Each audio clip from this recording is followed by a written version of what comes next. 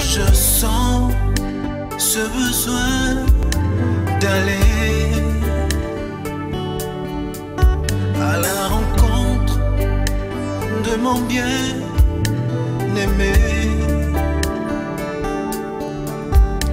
celui qui a rempli mon cœur de paix, de joie et de bonheur. Bien-aimés frères et sœurs dans le Seigneur, amis de l'émission La Gloire du Ciel, bonsoir. Bonsoir et encore une fois bienvenue dans l'émission de ce jour où nous allons poursuivre notre partage sur la parole de Dieu tel que nous l'avons eu l'habitude depuis un temps. Je voudrais aujourd'hui encore une fois dire merci à tous nos amis qui nous encouragent à poursuivre cette émission et à partager de plus en plus les secrets révélés dans la parole de Dieu, ce qui nous permettent d'avoir une vie aisée, éclairée à la lumière de la parole de Dieu. J'avais promis la semaine passée que je devais aborder un enseignement ou des partages en rapport avec ce que nous sommes appelés à vivre sur cette terre. Mais avant d'introduire ce chapitre sur les œuvres du diable dans le monde, je voudrais aujourd'hui partager avec vous un aspect de ce que Dieu réserve pour nous, pour que nous comprenions quelle est la mission du diable. Quand je lis la Bible à travers la parole de Dieu, il y a quelque chose de très important que Dieu nous parle. Dans 2 Corinthiens chapitre 2, je vais introduire par là, parce que je veux que vous ayez une idée sur ce que nous allons partager dans les jours qui viennent. Et en introduisant ces choses, ma prière, c'est que chacun prenne conscience de ce que nous sommes et du rôle que le diable joue pour détruire ce que le Seigneur a mis à notre disposition. La Bible dit dans 2 Corinthiens, chapitre 2, verset 11, nous lisons: « Pour ne pas laisser Satan prendre l'avantage sur nous, nous connaissons en effet trop bien ses intentions. » Là, je lis dans la version Le Semeur. Dans la version Louis II, il est dit « Pour ne pas laisser l'avantage au diable, car nous connaissons que trop bien ses desseins. » Écoutez-moi très bien. Nous avons parlé en long et en large sur notre position en tant qu'enfant de Dieu dans la maison du Père. Nous avons vu avec l'apôtre Paul que nous devons nous affectionner aux choses d'en haut, aux choses du ciel, les choses auxquelles Dieu nous appelle.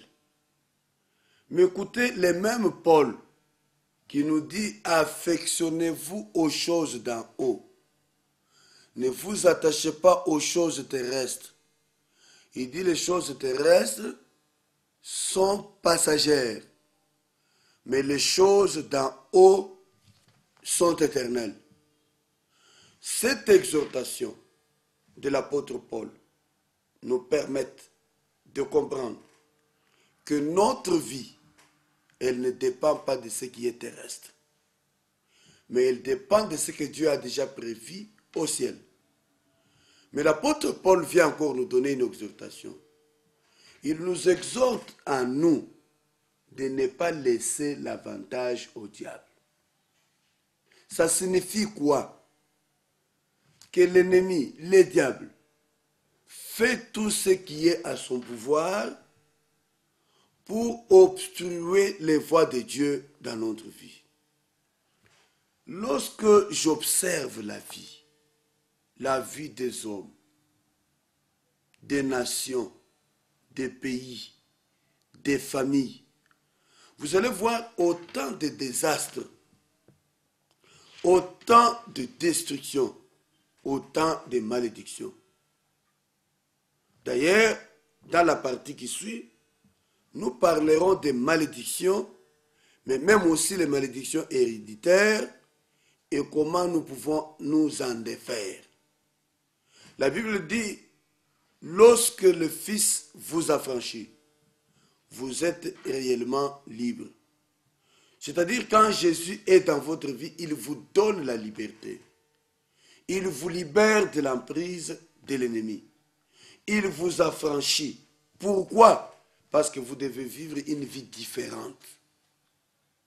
Mais dans la pratique, dans la vie de tous les jours, nous avons comme l'impression que même ceux qui s'appellent enfants de Dieu continuent à être soumis à la loi du monde, la loi de la chair, à la loi de Satan. L'apôtre Paul avait compris ces choses. Il exhorte l'Église. Il t'exhorte, il m'exhorte à moi que je ne donne pas avantage au diable. Écoutez-moi très bien.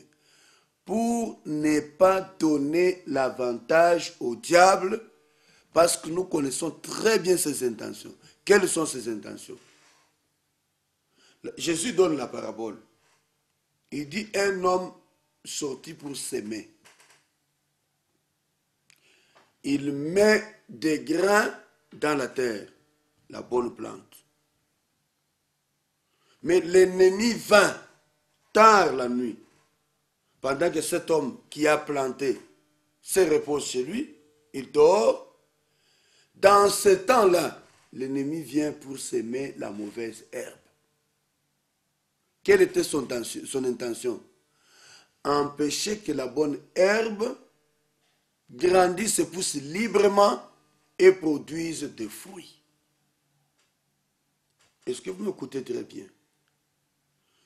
Nous sommes dans un monde où il y a des luttes permanentes entre le bien et le mal, entre la lumière et les ténèbres, entre le monde de Satan et le monde de Dieu.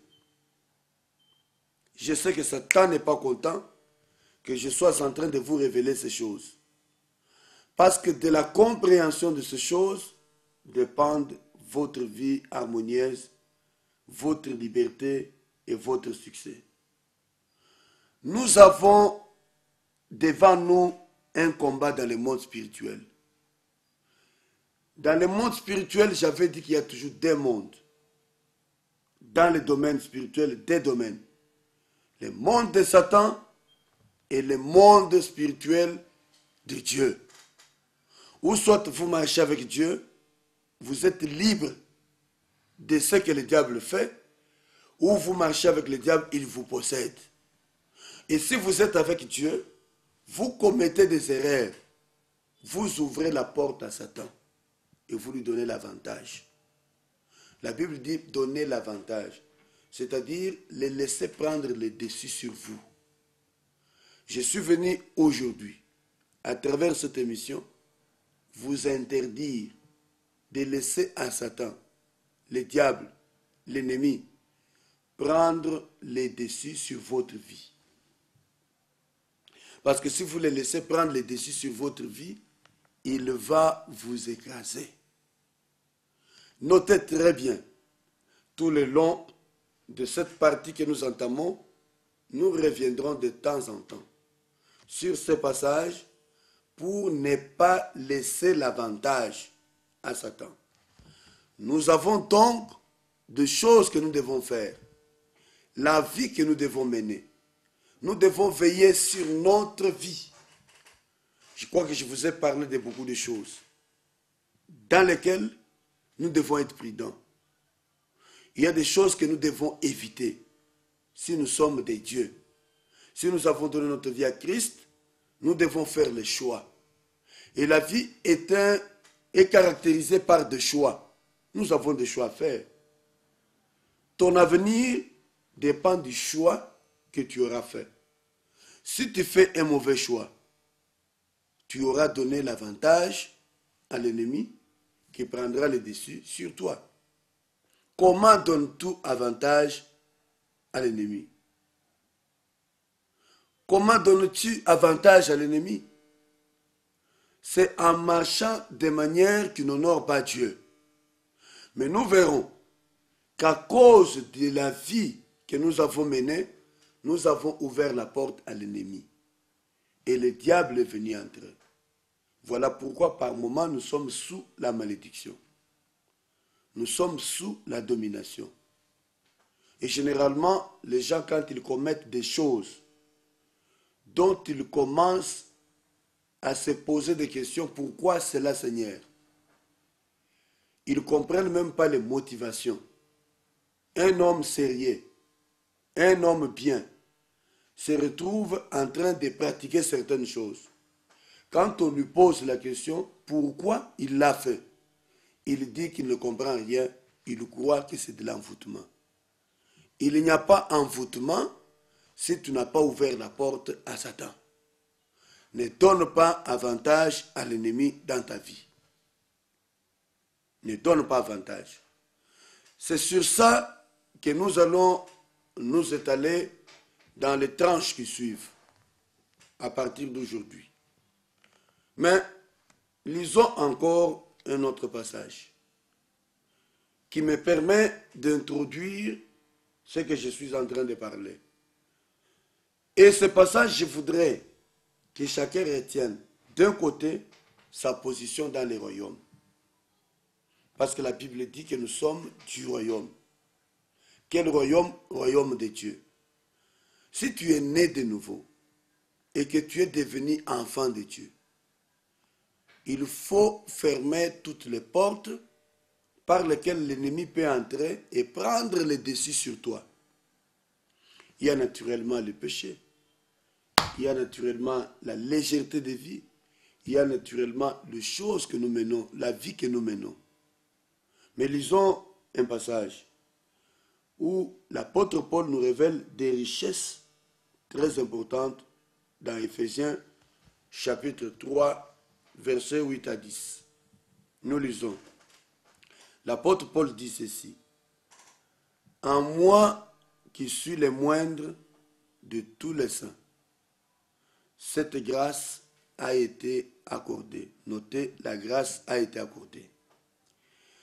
D'annoncer aux païens les richesses incompréhensibles de Christ et de mettre en lumière quelle est la dispensation du mystère caché de tout temps en Dieu, qui a créé toutes choses afin que les dominations et les autorités dans les lieux célestes connaissent aujourd'hui, par l'Église, la sagesse infiniment variée de Dieu, selon les desseins éternels qu'il a mis en exécution par Jésus-Christ notre Seigneur. Écoutez-moi très bien. L'apôtre Paul, voulais-je dire, fait une nette distinction sur les richesses de Dieu réservées à nous, Église sur cette terre, à toi, mon frère et ma sœur, toi qui as donné la vie à Christ, pour que le monde, même le monde spirituel, le monde des ténèbres, les dominations et les autorités, connaissent par toi la sagesse infiniment variée de Dieu. Écoutez-moi très bien. Je veux vous parler du rôle des puissants des ténèbres, des dominateurs des ténèbres, à qui l'apôtre Paul fait allusion. Notez d'abord une chose. les dominateurs des ténèbres, c'est-à-dire les puissances des ténèbres, les démons, les esprits méchants dans le monde invisible, font tout ce qui est à leur pouvoir pour faire obstruction au plan de Dieu dans notre vie. La Bible parle des desseins éternels qu'il a mis à exécution par Jésus-Christ notre Seigneur. La première chose que je vous révèle, c'est que Dieu a un dessein pour vous. Et cela est clair. Il dit dans le livre, la parole de Dieu, il dit, je connais les projets que j'ai conçus pour toi. C'est-à-dire qu'il y a un dessein. J'aime les répéter et je le dis encore. Même si aujourd'hui, tu ne vois pas clair sur ton avenir, ce qui est certain, c'est que Dieu a un projet. Il a un dessein. Il dit selon les desseins éternels. Et ces desseins de Dieu sont éternels. Il a un dessein. Les desseins qu'il a sur moi, c'est un dessein éternel que personne ne peut obstruer. Mais il y a un ennemi qui se lève, lui, afin de faire obstruction au plan de Dieu dans ta vie. Je suis venu t'annoncer que l'ennemi qui combat ta vie n'est pas ton frère avec lequel tu es, n'est pas un humain, mais il est spirituel. C'est l'ennemi, le diable. Mais la Bible nous exhorte à ne pas lui donner avantage. Pourquoi nous ne devons pas lui donner avantage? Parce que nous savons quels sont ses desseins. Ses desseins à lui, c'est obstruer ce que Dieu a prévu pour nous. Paul se présente lui comme le moindre de tous les saints. Mais à lui qui est le moindre de tous les saints, comme toi et moi, le moindre, certainement que tu ne te considères pas comme grand. Mais j'aimerais te dire que Dieu t'a fait grâce.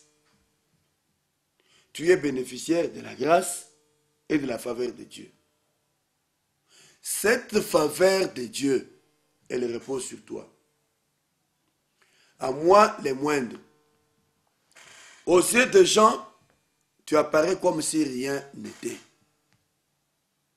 Mais je suis venu t'annoncer, toi le moindre aux yeux des gens, tu es important aux yeux de Dieu. Pourquoi?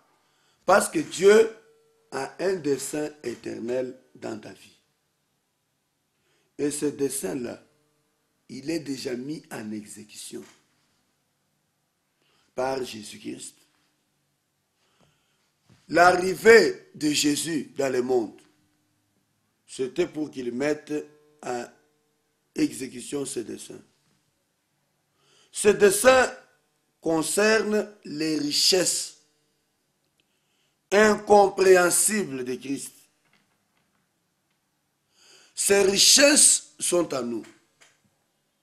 Et ces richesses sont dans les royaumes.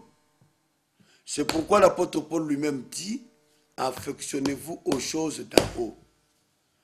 Ne restez pas accrochés à la terre, ni aux choses qui sont à la terre, parce que ces choses sont passagères. Nous avons des richesses. Entre autres, parmi ces richesses, il y a la bénédiction divine, il y a l'héritage spirituel, il y a la délivrance, il y a la prospérité, il y a tout ce que nous savons de meilleur. Parce que la Bible est claire, je connais les projets, je connais les desseins. Et ces desseins-là sont réels. La Bible dit, Dieu les a mis en exécution. Je voudrais exhorter quelqu'un de ne plus pleurer quand il regarde la condition de sa vie matérielle dans ce monde. Parce qu'au-delà de ta condition, il y a un dessein éternel. C'est-à-dire, nous vivrons auprès de notre Père pour l'éternité. Et comme cela, j'aime souvent dire, il faut avoir le cœur au ciel. Parce que si votre cœur est au ciel, vous ne vivrez pas pour la terre, vous vivrez pour le ciel. Et vous ferez tout le meilleur, tout ce qui vous est possible pour que votre vie reste attachée à Dieu. Et je voudrais, en ce moment, t'exhorter à comprendre que Dieu a un dessein pour toi. Mais pendant que Dieu a un dessein pour toi là, le diable en a aussi. Pendant que toi, tu te prépares à fêter, à marier ta fille, à marier ton fils, à célébrer ton propre mariage, suivant les plans et desseins de Dieu, tu dois savoir qu'en même temps, le diable est en train de préparer un agenda opposé pour t'empêcher de vivre ce que Dieu a prévu. Et nous ne devons pas prendre la vie à la légère. Il y a des gens qui vivent, surtout enfants de Dieu. Je vous exhorte à comprendre que vous n'êtes pas libre de vivre ce que vous voulez. Vous devez vous conformer à la parole de Dieu. Parce que la Bible dit qu'il rôde autour de nous comme un lion rugissant, cherchant qui dévorer. Tu sais que chaque jour de ta vie, parce que tu es de Dieu, et je suis en train de parler à ceux qui ont donné leur vie à Dieu. Si toi aussi, tu n'as pas encore donné ta vie à Christ, et que tu vis dans les conditions que tu as, il est grand temps d'harmoniser ta vie avec Dieu, parce que tu es la cible de l'ennemi. Tu es entre ses mains. Il peut te cribler. Comme Jésus a dit à Pierre, Satan t'a réclamé cette nuit. Il voulait t'écribler comme du fromage. Écoutez-moi, si quelqu'un qui marchait avec Jésus, Satan l'a réclamé, que dire de toi aujourd'hui? Pierre marchait avec Jésus de son vivant. Est-ce que tu peux bien me comprendre? Et considérer que cette année 2016, tu dois marcher autrement. Écoutez-moi très bien. Quelqu'un qui marchait avec Jésus, lorsqu'il a tenté de pécher, il n'a pas eu de poisson, Dieu lui a démontré un miracle. Dieu a fait même des paroles prophétiques sur lui. Mais cette personne qui a eu des révélations sur Jésus, il lui dit, il t'a réclamé. J'ai prié pour toi. Quand tu seras affermi, affermis aussi les autres. Je dis ça pas pour vous faire peur, pour vous montrer l'importance de la marche avec Dieu, attaché à lui. Si celui qui marchait avec Dieu a été réclamé, il dit Satan t'a réclamé. Donc, Satan connaît les projets de Dieu. C'est à cause du fait qu'il connaît les projets de Dieu qu'il met en exécution aussi ses plans à lui pour empêcher l'exécution des plans de Dieu. Mais à celui qui se confie en Dieu, Dieu le protégera. Mais comment on se protège? Nous allons prendre une petite pause, quelques minutes, et nous allons revenir. Suivons d'abord ces chants.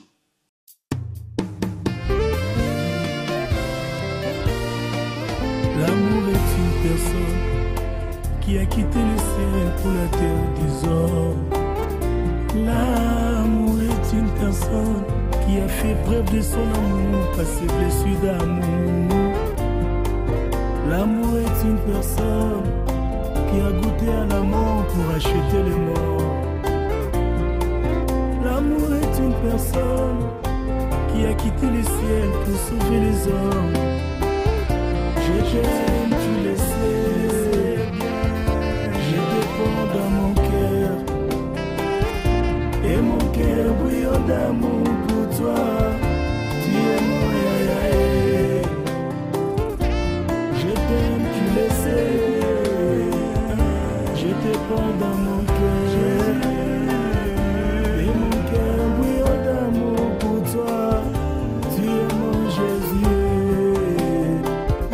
Je t'aime, tu le sais bien. Je dépends dans mon cœur, et mon cœur brûle d'amour pour toi.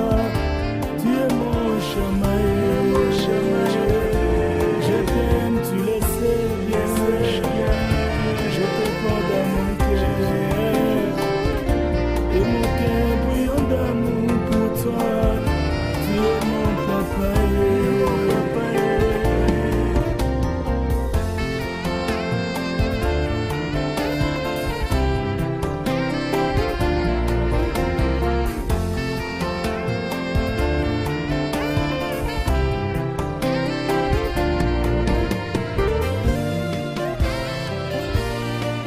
L'amour est une personne qui m'a appris à l'aimer plus que moi-même.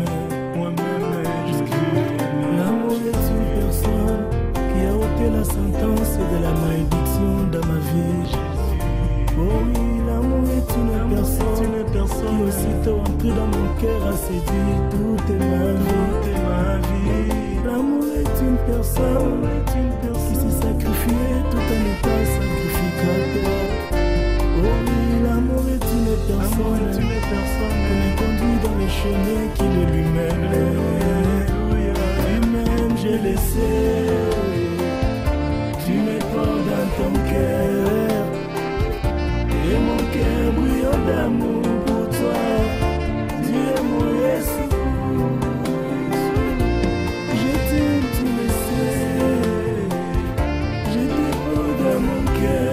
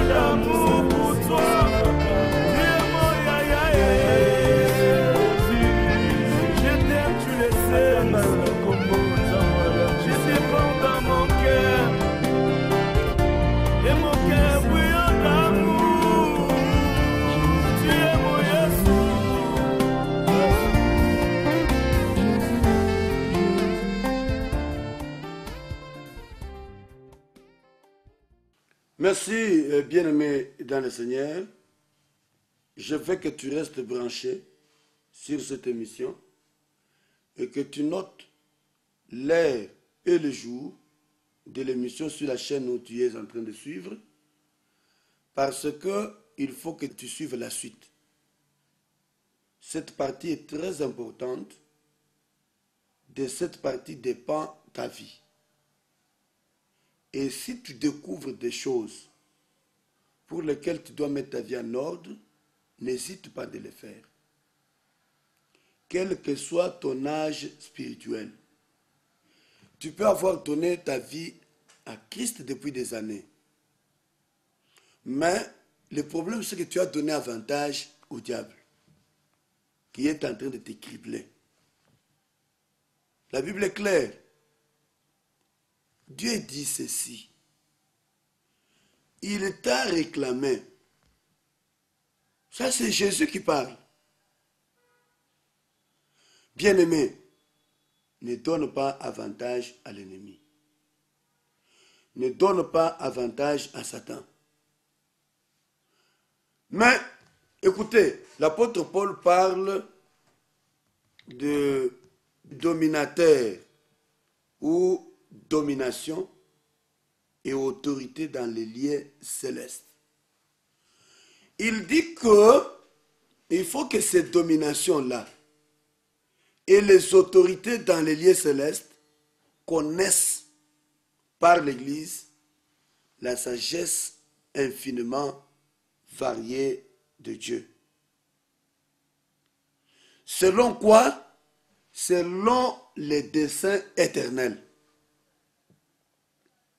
Il faudrait que par ta vie, Satan, ses dominations, les démons, les esprits méchants connaissent quelle est la sagesse de Dieu. Pourquoi? Parce que Dieu a des desseins. Note très bien. Dieu a des desseins. Mais aux côtés de ces desseins de Dieu, qui sont éternels, Satan met en exécution les siens. Pour faire quoi? Obstruer les plans de Dieu dans notre vie. Il y a donc deux choses à retenir ici. Deux choses à retenir. Dieu m'a mis à cœur de parler à l'église de Dieu, à l'église de Christ, en ce temps de la fin. J'aime insister que nous sommes au temps de la fin, parce que c'est au temps où Dieu va répandre sa grâce surabondante sur l'église. Et cette grâce est déjà répandue. Et je m'adresse à l'église, corps de Christ. Ça veut dire tous ceux qui prient Dieu dans la vérité et dans la sincérité.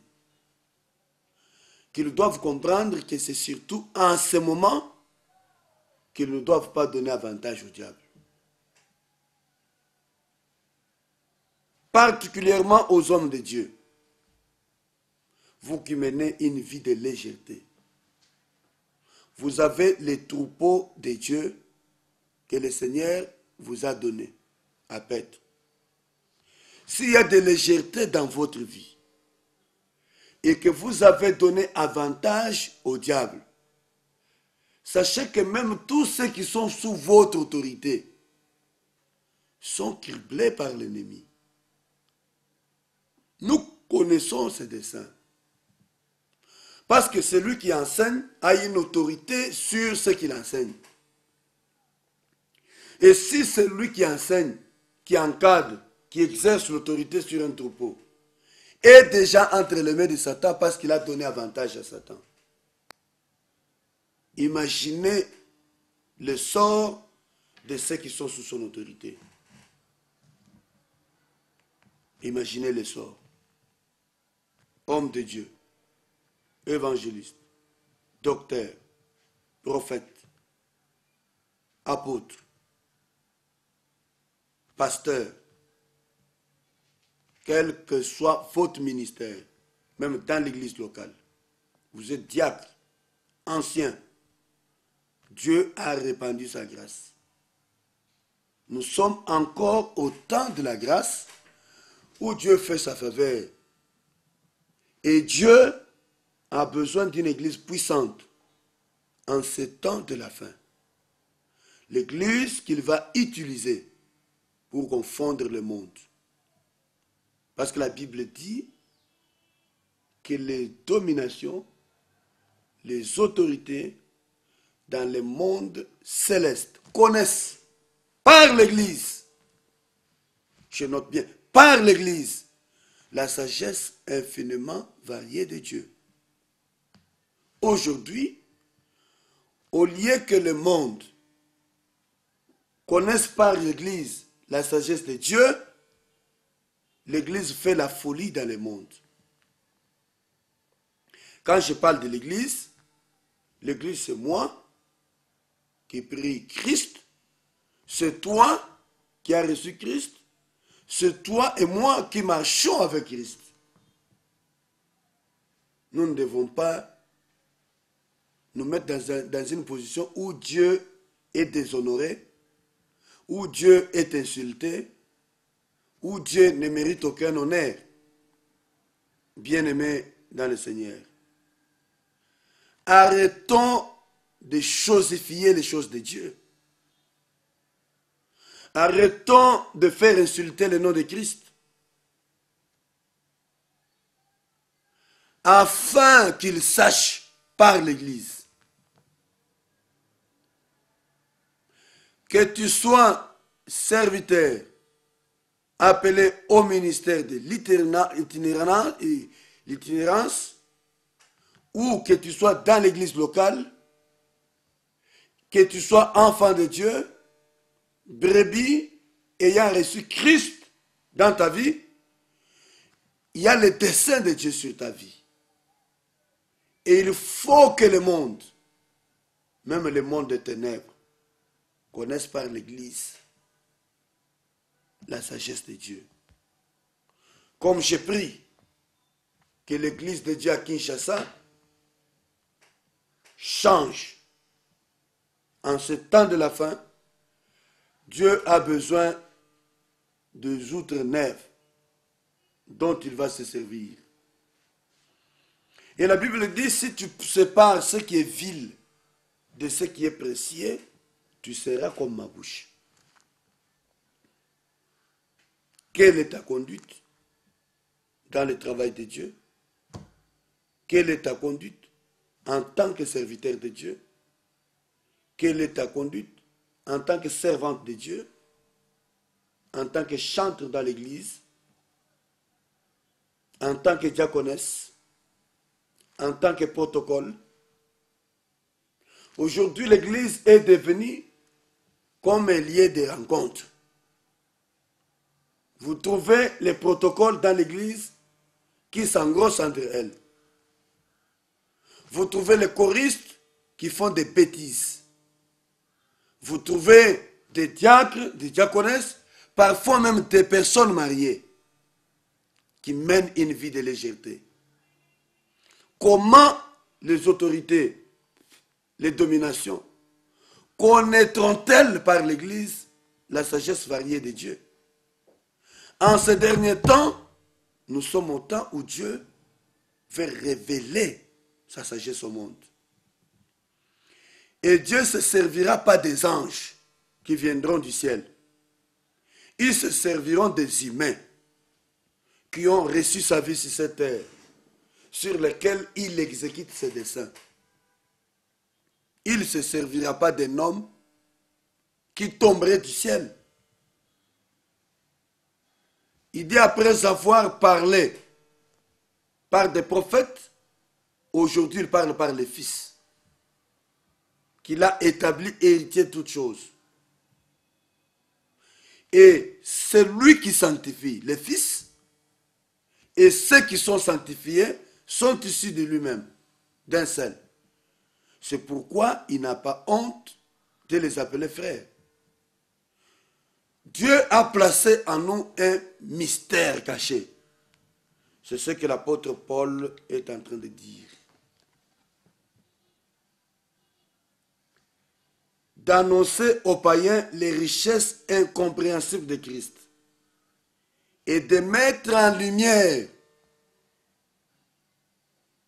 quelle est la dispensation du mystère caché de tout temps en Dieu qui a créé toutes choses. C'est vous les porteurs de ces mystères cachés, hommes de Dieu, femme de Dieu, fille de Dieu, fils de Dieu, ne faisons pas la honte à Dieu en professant que nous sommes enfants de Dieu, mais en vivant comme tout le monde. Ne donne pas avantage au diable. Il ne te fera pas de cadeaux, mais il détruira ta vie. Si tu t'es déjà engagé dans l'église pour marcher avec Dieu, la Bible dit, nul ne peut servir deux maîtres. Il faut pas avoir un pied dedans, un pied dehors. Il est arrivé à un moment où, dans notre marche avec Dieu, au tout début de notre foi, nous étions comme ça. Un pied dedans, un pied dehors. Demain, nous sommes à l'église. Après-demain, nous sommes dans le monde. Mais lorsque nous avons compris ces choses, que Dieu nous appelle afin de montrer au monde quelle est sa sagesse infiniment variée, nous avons compris que nous étions une insulte à Dieu.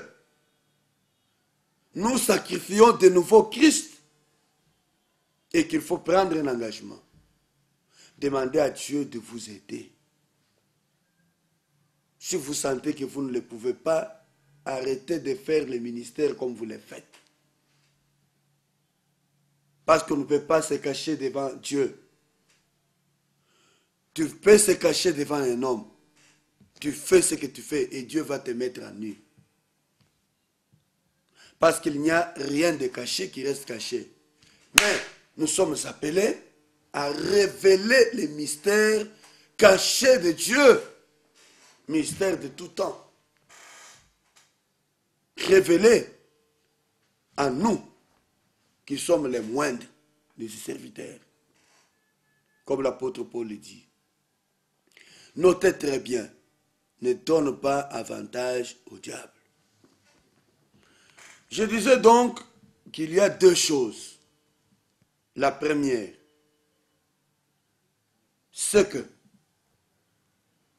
l'Église ou les chrétiens risquent de sombrer dans une totale confusion si elle ne prend pas garde et ne prie pour la manifestation de la puissance de Dieu. Première chose, face aux puissances des ténèbres, aux dominations, aux dominateurs, aux autorités, dans les liens invisibles, dans les liens célestes, dans le monde spirituel, qui ont une mission d'obstruer l'exécution des desseins de Dieu, si nous ne prenons pas garde. Première chose, nous risquons de sombrer dans la confusion. Si nous ne prenons pas garde et que nous prions pour la manifestation de la puissance de Dieu, nous allons sombrer dans la confusion. Combien aujourd'hui l'Église de Dieu est dans la confusion? Parfois, je suis, même à travers les médias comme nous le faisons ici, des enseignements hérétiques qui introduisent l'Église dans la confusion totale. Pourquoi? Parce que vous n'avez pas pris garde. Vous avez donné l'avantage à Satan. Aujourd'hui, j'ai suivi même des gens qui vont vers les féticheurs, des hommes de Dieu bien sûr, vers les féticheurs pour avoir la puissance de faire des miracles, de faire tomber les gens. Alors que ces sportifs qui allaient chercher cette puissance pour faire tomber les gens, ils renoncent pour chercher Dieu, ceux qui sont à Dieu vont vers ça. Mais non, afin que les dominateurs, les dominations, les autorités connaissent par l'Église la sagesse infiniment variée de Dieu. Je disais première chose, parce que nous disons que les dominateurs des ténèbres, les dominations, les autorités, Satan et ses acolytes, pendant que nous avons le dessein éternel de Dieu, que Dieu a mis en exécution pour nous, et ils travaillent aussi dans leur monde pour obstruer les plans de Dieu. Et à cause de ça, nous devons prendre garde, ne pas donner avantage à Satan. Sinon, première chose, l'Église risque de sombrer. Tu étais un homme bien. Tu parlais des choses bonnes. Tu ne t'étonnes pas de voir qu'aujourd'hui, quand tu ouvres la bouche, ce que tu dis est contraire. Tu étais une femme bien. Tu plaisais à Dieu. Tu marchais avec Dieu. Mais depuis que tu as ouvert la porte à tel monsieur, tel péché, tel autre, est-ce que tu as vu des choses qui se sont collées à toi? Et tu n'arrives plus à résister. Ce n'est pas de l'envoûtement. C'est toi qui as ouvert la porte. Tu as donné avantage à Satan. Écoutez, il y a des gens à qui il ne faut pas donner sa vie.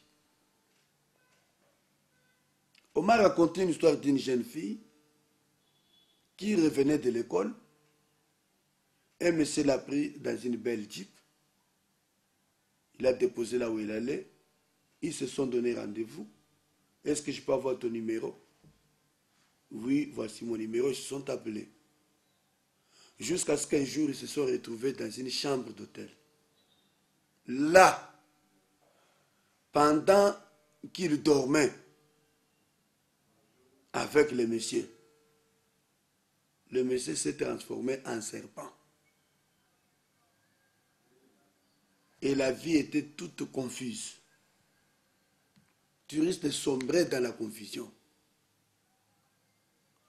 Ta vie était bonne. Tu ne connais pas à qui tu as affaire. Si tu es de Dieu, prends du temps à passer dans la prière, chercher la volonté de Dieu et chercher à ce que Dieu se manifeste dans ta vie par sa puissance. Si nous ne prions pas, nous laissons l'avantage à Satan. Prends du temps à chercher la face de Dieu et à prier pour la manifestation de la puissance de Dieu. Dans ton foyer, dans ta maison, dans ta marche. Toi, tu crois que toutes les filles que tu rencontres sont de Dieu? Il y a aussi des acolytes de Satan qui sont largués parmi les filles qui vous côtoient. Même à l'église, ils entrent. Ils entrent. Très rapidement, une deuxième chose. Première chose, tu peux sombrer si tu ne reconnais pas la grâce de Dieu et tu pries. Deuxième chose, si tu pries, il y aura une percée spirituelle qui permettra que tu accèdes à une dimension nouvelle. Deux choses importantes. Tu peux sombrer dans la confusion si tu t'attaches à ces choses et tu donnes l'occasion à Satan, c'est-à-dire avantage à Satan, ou le contraire, tu peux percer dans une dimension spirituelle. Attention, toutes les filles que tu rencontres ne sont pas de Dieu. Il y a aussi des anges de Satan. Tous les hommes que tu rencontres ne sont pas de Dieu. Il y a aussi des anges de Satan. Fais gaffe. Ne donne pas avantage au diable. Car l'apôtre Paul dit, nous connaissons trop bien ses desseins. Et j'ai dit ceci pour inviter chacun à la prière. Et dès maintenant. Et même pour que nous restions dans une attitude de prière toute notre vie. Parce que c'est la prière qui fait notre force. Papa, maman, la difficulté que tu as, le désastre qui est entré dans ta maison, c'est parce que tu as donné avantage à Satan. Nous sommes presque arrivés à la fin de cette émission, mais là nous étions que dans une partie introductive. Et nous allons poursuivre cette émission avec ce thème. Nous devons dévoiler les œuvres des ténèbres afin que nous sachions vivre la victoire. Vraiment, que Dieu vous bénisse. Pour aujourd'hui, vous avez nos numéros sur l'écran et l'adresse de l'église. Vous avez besoin de nous, appelez-nous pour les plus amples détails. Nous ne pouvons pas tout dire dans les médias, mais nous pouvons partager d'autres choses avec vous, suivant la particularité de votre cas. Que Dieu vous bénisse et à la prochaine. Je sens ce besoin d'aller à la rencontre de mon bien.